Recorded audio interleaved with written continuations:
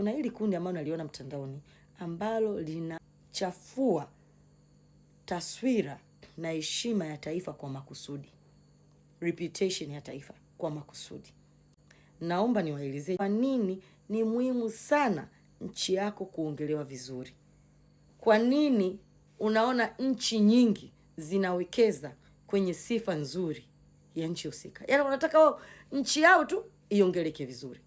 And then linatokea hili kundi ambalo linaenda kwenye page za kimataifa, linaandika vibaya kuhusu nchi hii. Wanaenda kwenye page hadi ya Rio Ferdinand. Yaani watu mnakuja kutupigia kelele mtandaoni, kwa nini Rio hajaposti? Nikaenda kuchungulia kwenye hiyo page ya Rio. Mmeshamwahi kwenye posti zake zote. Mnamwambia unakujaje kwenye nchi ambayo wananchi tuliuliwa? Kama mliuliwa mbona nyinyi mjahama hii nchi? Kama Tanzania ni mbaya, kwa nini mpo mpaka leo? Tena mnamwandikia kwamba na nyinyi mpo kwenye nchi, alafu mnamshangaa yeye kuja kwenye nchi. Kama nchi ni mbaya, mbona hamjahama? Mnafanya hivi vitu kwa miemko, mmelala vyumbani huko na ndoo zako hapo zimepangana zinakaribia kukudondokea, hujui taifa linaingia gharama kubwa kiasi gani kutengeneza sifa nzuri ambayo wewe umezaliwa, umepata bando, umeikuta hiyo sifa nzuri ya Tanzania, wewe unataka kuiharibu kwa simu yako ya mkopo. Why do you do that? Sasa nimejaribu kutafakari kwa nini mtu mwenye akili zake timamu anayesema anataka maendeleo ndani ya nchi, anataka mafanikio ndani ya nchi, alafu anaenda anaharibu reputation ya nchi makusudi.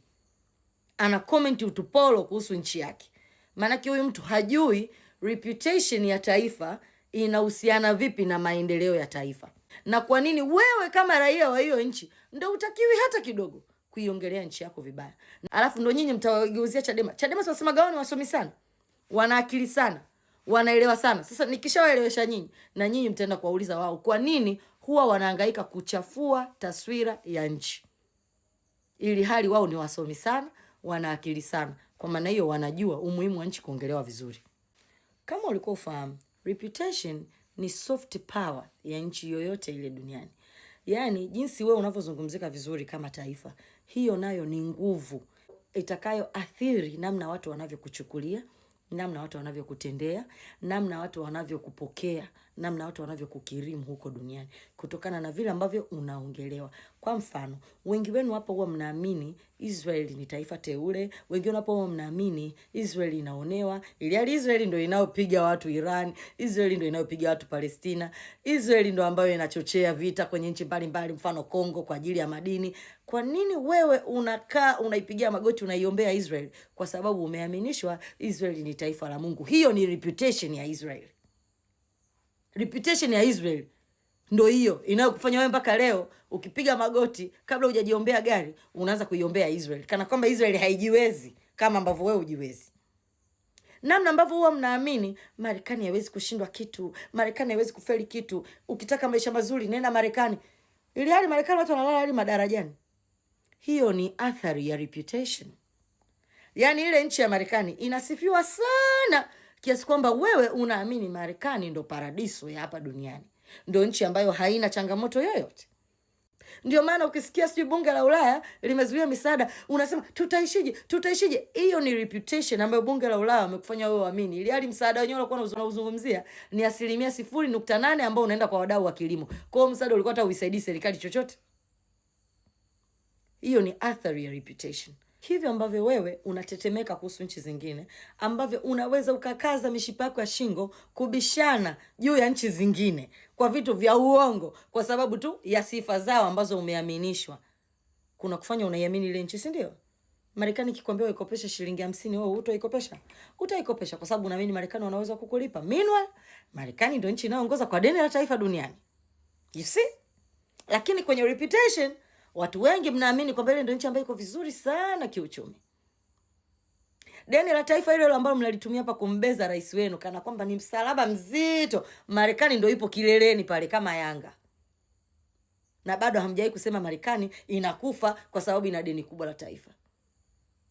Umeona athari ya reputation? Reputation ni silaha na nguvu inayoathiri nchi itakavyotendewa, itakavyochukuliwa, itakavyofikiriwa na mataifa mengine kabla hata nchi hiyo haijatumia nguvu ya kijeshi. Na sasa ngoja nikupe faida za reputation kwa nchi yoyote ile duniani. Kwanza, reputation nzuri ya taifa itavutia wawekezaji.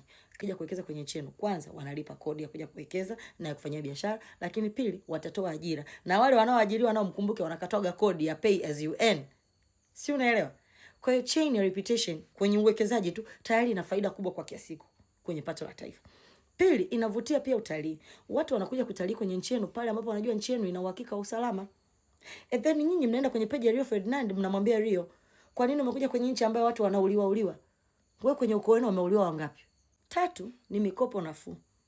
Wewe ukiwa unajulikana ni masikini wa kutupwa, unapoenda kukopa hata Changamsha Damu. Changamsha Damu wanataka bondi ya nini? Wanataka vitu vyako vya ndani. Kwa nini unapewa mkopo mgumu hivyo? Kwa sababu wanakujua wewe ni maskini.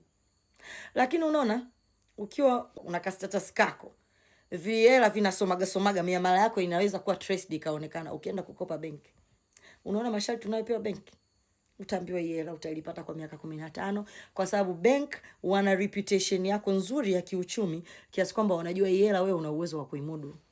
Masharti kwako yanakuwa nafuu. Na ndivyo hivyo kwa nchi ambayo ina reputation nzuri, maana kule tunapoenda kukopa wanakuwa wanahakika kuwa Tanzania hela wanaweza kuirudisha. Wako vizuri kiuchumi, ni nchi inayoendelea kiuchumi, inaendelea kukua, wana miradi ya kimaendeleo ambayo inaonyesha kwa uhakika uchumi utaendelea kukua, nchi ina amani, kwa biashara zao zitaendelea, hazitokuja kusimama, kwa hiyo wana uwezo wa kulipa deni letu bila masharti magumu. And there you go, na simu zenu za mkopo, papa, hii nchi sipewe mikopo, hii nchi sitishiwe misaada. Kwani hiyo misaada naitegemea Samia? Hivi nyewe kwa akili yenu ndio tumesitishiwa misaada na mikopo? Samia ndo atakayekonda? Yaani mnaona ule mwili wake ule utapungua kisa nchi imesitishiwa mikopo? Seriously. Faida nyingine ni kupata washirika wazuri wa kimataifa. Mnaona China ambavyo imeweza kumuita Putin mezani, imeweza kumuita Trump mezani, inaita Iran mezani. Hivi vitu havitokei kwa bahati mbaya.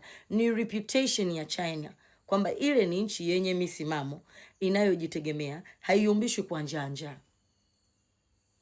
Nyinyi mnavyoenda kuipressurize serikali yenu, yaani serikali yenu ionekane dunia nzima kwamba inafanyaga maamuzi kisa chama fulani chenye wanachama 403,000 kimesema katika nchi ya watu milioni 60. Mnajua mnataka kudepict serikali yenu ni serikali ya aina gani?